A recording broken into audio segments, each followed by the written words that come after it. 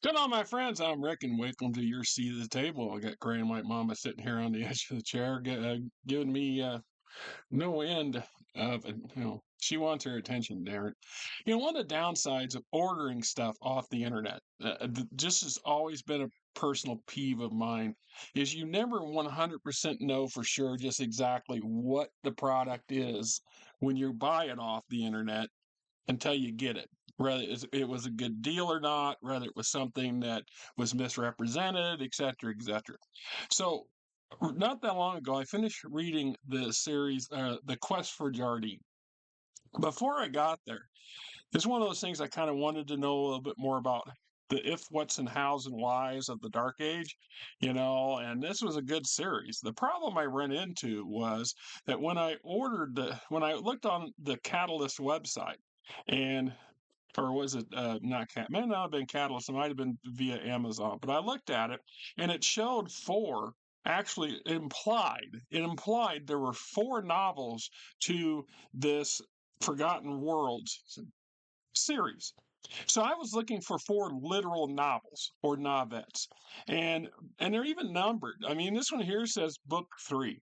So book one and book two were PDF only, and they didn't have a printed version. And so I saw this one, and I said, let's go ahead and order this. And then I saw this, and this actually was listed as book four.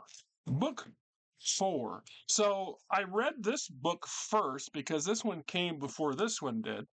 And lo and behold, what did I discover? But this is a collection of these first three. So the three short stories or novettes were compiled into a compendium, or in this case, a collection. And it wasn't very clearly designated, stating that this included all three of these, right? So I ended up buying this and wasted my money. And money's hardcore. I mean, it's just something I don't have much of, and I have to make some choices about what I can and can't get. And so, like, when I got a nice little email the other day from one of y'all, and I'm not naming names, included the PDF for the Ilkhan's Eyes Only. And I've been looking forward to this. I'm not gonna lie. There's a lot of current stuff that I'm not, I would like to read more of. And so we was up at the office this morning, so my wife could clean the office. She does it every 2 weeks, and I didn't have any paperwork to do, so I went ahead and brought the PDF and obviously printed out a copy of this. And so, what my next goal will be to do is probably tomorrow, is to get the binder out and punch holes and bind this thing up. So I've already started reading it. That's the thing that really throws off. I mean, I really started reading it, or I've already started reading it, and I'm liking some of what I'm seeing. Some of it, eh, but some of it definitely something I'm missing. Obviously, there's novels that go along with that. Clan's Eyes Only, but leading up to it, there's stuff I'm missing. I simply can't afford to buy all the damn books that come out. I just can't do that anymore. And that becomes a problem. And I can get a lot of PDFs, and the PDFs of novels are great. But once again, I haven't figured out how to get a PDF reader installed on the little iPad thing that I got. And in part, it's because I'm, scared of the technology. I'm worried that if I do something wrong, I won't be able to figure it out. And two is I don't want to spend 3 to 5 hours of a precious evening wrestling with it. I just don't want to do that anymore. I'm getting old once again. It just don't have it in me to keep fighting stuff for no end. It's the same thing with like the sound issues on this damn laptop. There's absolutely no freaking reason why I shouldn't be able to get the same quality sound that I can get on the laptop, the old one sitting out in the living room. I just don't want to truck it back and forth, nor should I be able to, or more importantly, both my cell phone and the iPad have much, much more vivid sound than this setup does, which just buggers my brain. I honestly don't get it. So when I learned the Quest for Jardine, one of the things that popped out, of course, was the hidden five worlds for Comstar, more importantly for Word of Blake. And Jardine itself, well hidden and well explained as to why it was hidden, just argues a video I did a couple years ago on the idea of the many lost worlds that are actually out there. That there are far more worlds in the inner sphere and the surrounding periphery than the canon can ever count for. I mean, it's just too much stuff, too many things. You're not going to get everything accounted for, no matter what. Yes, were you just sitting there with your head? You got her head tucked up under my chin. Yes, right there. Okay. You ain't moved since I sat in here. Yeah, yeah. You spend all time in here. She's in here all day by herself, and we come in and out when we can, but we don't spend nearly as much attention to her as she got on the other side. The problem is, once again, if we let her out in the main house, Sissy and Cece are mean to her. They just are terrible. There's absolutely no understanding as to why they act the way they do to her. Other than they smell something about her they don't like. I just cats are cats, people are people. It's kind of the same thing. Yes, that's my ear. Yes, you're sniffing it or you're licking it. Yes, you're snuffling in my ear. So the quest for Jardine opened up a number of possible windows for me, but it also helped to put a little bit more information into my understanding of the lore for this era. And one of the things, of course, was the mentally dominant. Don't expect me to pronounce these words. They're god awful words on the best of days. For the majority of people, this is horrible stuff. Trying to mastered enough to be able to not sound like you're butchering it and I'm never going to get past that point, so I'm not going to try. But the extreme ism that the Word of Blake's secret programs put into their people to create Cybermen at the end of the day. This is what we're talking about: cybernetics and cyber people. And this is something that, if you're familiar with Shadowrun, which is also a product and that's supported by CGL and prior to that FASA, because it's a really awesome system and a really nice backstory, although the lore there is all over the damn place. The fact is, a big cornerstone of Shadowrun is your character's ability to modify their physical self to have technology incorporated. So they bring that over to Battletech, and I don't know if that was the early days, because I keep in mind that some of this was written prior to Catalyst. But the people who wrote it still working for Catalyst. So they all had a plan, whether they understood it completely or they were able to follow it after the secession of FACET to FanPro to CGL. And I'm not throwing no offense, but I'm not counting whiz kids and their clicks. You can count it all you want, but as far as I'm concerned, that was an aberration to the hobby, and it didn't stick. So even a lot of the minor story stuff that went with it is bunk. That said, I found it crazy in many ways that Comstar, more importantly, Wood of Blake, went to the extreme effort that they did to hide this world from casual observers who might happen to fly into the system. And I understand fully why they did that, why they stay hidden, et cetera, et cetera. It's for obvious reasons. They're not ready to be known to the rest of the world or the rest of the galaxy, if you will. And that's one of the things they were trying to do. Of course, we don't see the other four worlds, although it's implied that number 5 is covered in one of the novels, and I think it's one that's got to do with that fellow that was trying to figure out why the HPG network had been crashed. Uh, I can't think of his name off the top of my head, but I was just reading about him yesterday. Actually, he was in the Ilkhan Eyes Only, part of the thing I was reading this morning. Anyway, yeah, sad. I was reading it this morning. I can't remember his damn name. Uh, the idea that the worlds weren't more robust and more heavily populated than they are, kind of find that as being an interestingly obtuse. I'm sure there were reasons for it. I don't think it was necessary. I was actually looking forward to some really high tech powerhouse worlds that would give any major house a huge boon if they could get their hands on controlling them. Something that was like Terra Light. for example. Anyway, I was a little disappointed by the setting, but not all really disappointed. I mean, it was well written, and of course, Herbert here, he's been doing it a long time. He's got a knack for it, and he has the understanding of the flavor for the franchise. The other thing I loved about these kind of books is the fact that the the actual mech on mech combat was very thin. Very little. There was very little of it because the setting didn't dominate with it.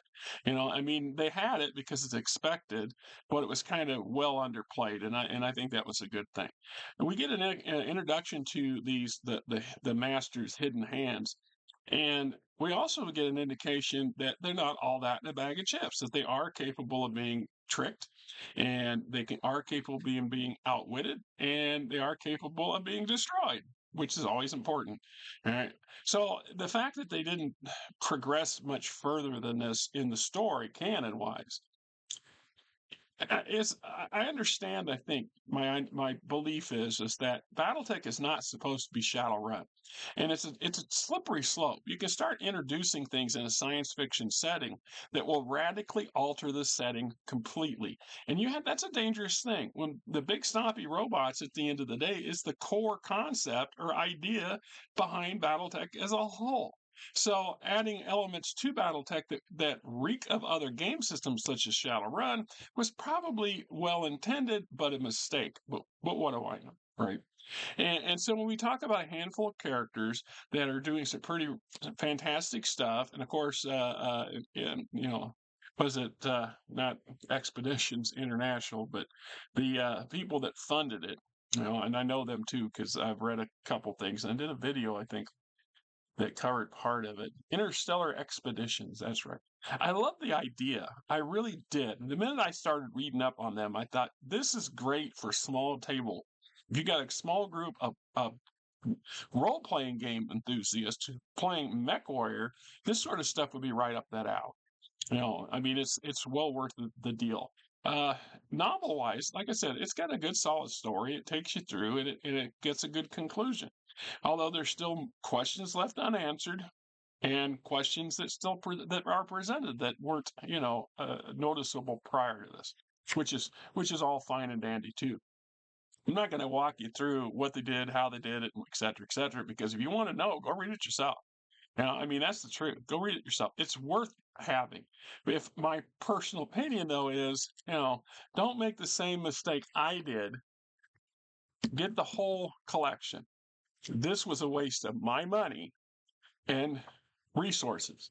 And I can't get those resources back. I can't get my money back for this. And the people say, well, you can send it back. Can I? The amount of money it would cost to send it back costs almost as much as what I would get back from it. At that point, remind me again how I'm getting my money back, because I'm going to give half of it to a shipping company because it doesn't come with free return shipping. I'm just pointing out that. And then the other side of it, of course, is that I was disappointed because I was actually expecting this to be a predecessor to this. I thought this was book 4 because that's how it was labeled, I believe, on Amazon. And so when I bought this, because this was the only other paperback version I could get. I mean, I ordered it shortly after I ordered this first, then I ordered this a few weeks later, and I was looking at the PDFs, and they wanted money for, CDL, CGL, Catalyst wanted money for those, and so I wasn't going to pay for. Thankfully, I didn't pay for the PDFs because, and I'm not likely to buy a novel PDF because once again, I don't have the resources to and I don't have the patience to find out and figure out how to make it so I can read a damn PDF on my damn pad. And then, of course, then it becomes an issue where you got to bring the pad everywhere, and it could still be a problem. Meanwhile, unlike this sort of thing where I could just print it out and Bob's your uncle. It's much harder to do a novel like this. And as it is, I have to justify in my head every time I print this stuff at the shop because it's not there and here's this stupid PC driver. Go away. Go away. Cancel. Go away. It's doing crap I don't want it to do. Go the hell away. Go away. No, I don't want to register. I want you to go away. I hate that crap. I hate it with a frickin' passion. Didn't ask for it, didn't want it. It just decided it wanted to show up itself and screw with my shit. Now, the next 5 videos, it won't be there. But for the love of God, you should not have to be hamstrung. It's like Norton. I had Norton for a security software, then I chose to let it expire. And guess what? Every effing day, Norton keeps popping screens up trying to screw with my head. Oh, you got to do this. You got to do that. And then it wants me to re-up, and they're 100 plus a month, 100 plus a year membership. 100 I don't freaking have. The only reason I was able to get this book was because somebody donated $20 to the channel, and I was able to justify in my brain going out and ordering ordering a book. And I had been looking for the Ilkhan Eyes Only, and I haven't seen it yet. So perhaps it's not quite posted on the CGL's website, or it is, and I just can't find it, which I kind of hard to buy, but believe. But the fact was, and then the day after, I'm looking to see if I could find if it was published, because I'm seeing like Big Red's channel and Mechanical Frog, I think it was somebody else's channel, are already doing reviews on it, and I thought, okay, so it should be available, and lo and behold, it was not. At least I didn't find it right away. So when I was surprised, the next day I get an email and boom, here's a PDF of this wonderful product. And I'm thinking, thank you very much for the person who sent it to me. You know who that is. I am not going to question the wherefores. Obviously, you acquired it from your source, or your yes, Mama, you're gonna fall off on me or what? Mama tried to turn around, almost. Yes, and then you're going to use your claws to stop yourself. So now I got a nice claw mark on my belly, I'm sure. And then later, Mama will be going, "Where did you get that from?" And like, you think, you wonder. Okay, yes, I know. Yes, you're something else. So, Escape from Jardine. I mean, this is the latter third of the novel. So like I said, once again, this is a waste. It's going to probably sit up here until I'm dead, and either go get donated to the local the DAV or Goodwill, because my family absolutely has no freaking clue what any of this stuff might be worth to somebody like me, or they just don't give a damn. So when I get old enough to know that my number's up, at that point, I will really probably try to find some decent place to donate most of my, if not all of my collection to, because I would hate to see all this, especially the oldest stuff that I have, just kind of disappear, because I know how rare and hard it is to get some of the old stuff. It's the truth. And if you get opportunities to buy old game material, don't hesitate. Don't think, oh, I don't play that. Who cares? If you can buy it on the cheap, you're a fool for not buying it, because you can turn around and sell it and get your money back, and not double or more, depending on what it is. I'm just pointing out. I mean, for example, if you can get the original Keep on the Borderlands, get it. It's worth having. It's well worth having. And PDFs are out there, and they're free. You can get a lot of free stuff these days thanks to PDFs. Yes.